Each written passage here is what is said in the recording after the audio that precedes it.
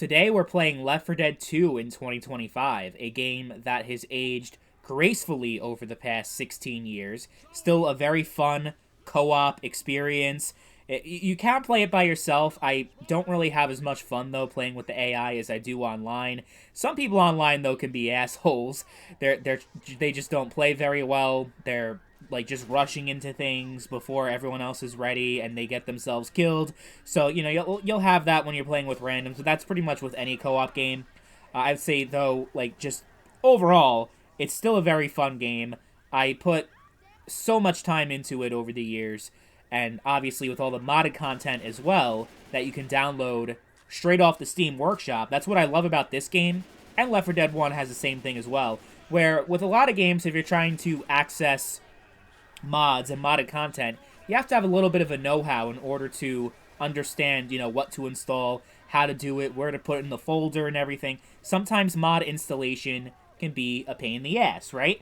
When it comes to this game, though, you just literally use the server browser, and when you see a server that uses a map that you don't have downloaded, it downloads it automatically for you, and then you're able to get right into the game. It is so easy, and that's one reason why I think that this game has a lot of value still in 2025. It's not just the content that is in the base game, right? Because that is obviously great. Comes with all the content that Left 4 Dead 2 has, plus Left 4 Dead 1, plus all the modded stuff. But yeah, the modded stuff is like where it really shines and where it really like still has staying power over 15 years later. I think Black Ops 3 is another great game if you're looking into a zombie game specifically, just because of how easy it is to download custom maps and custom modded content. It's amazing. So that's one thing. As far as the player base is concerned and how many people are still playing, you'll get into matches pretty easily with a variety of different difficulty modes. Like, you'll obviously have a lot of people playing on the highest difficulty because that's where all the sweaty people play. But you also have people playing like on the beginner difficulty and the medium one. I think there's like, 4 or 5 different ones. There's people playing on all of them.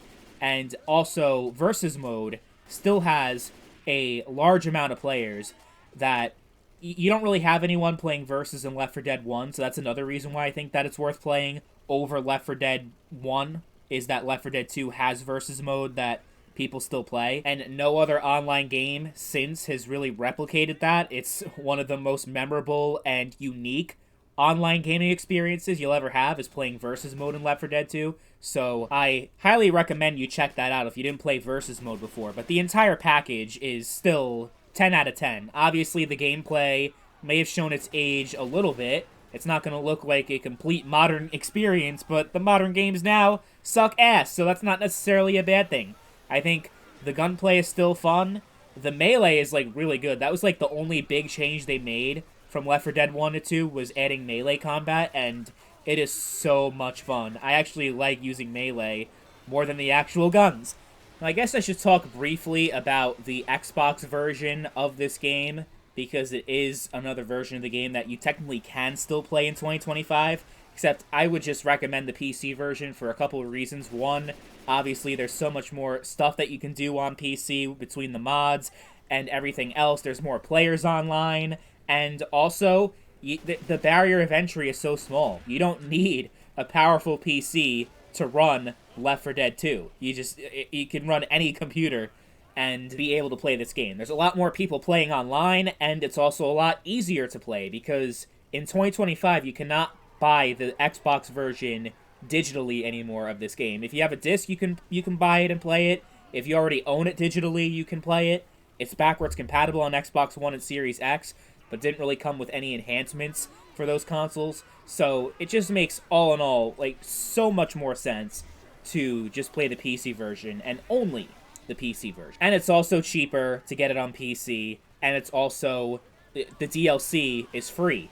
It comes with the base game. On the Xbox version, it does not. It's sold separately, except it's not sold anymore ever since the 360 marketplace was shut down in July of last year. So if you don't already have the DLC on console, you can't even play it anymore in 2025. But overall, the gameplay is great, the story is great, the characters are iconic. You may not get as much value if you played it years ago and you put so many hours into it. It's not going to have as much of that playability as it once did.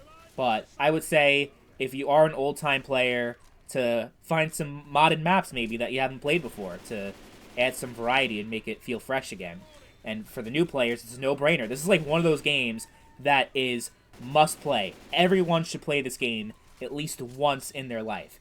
100%. That being said, it's been 16 years. I really wish we got a Left 4 Dead 3 at this point. It would be amazing, but Valve just refuses to count to 3. Still didn't get Team Fortress 3, Portal 3. So many 3s that we never got from Valve because they make too much money just selling other people's games on Steam, so they figured they didn't have to bother making their own games anymore.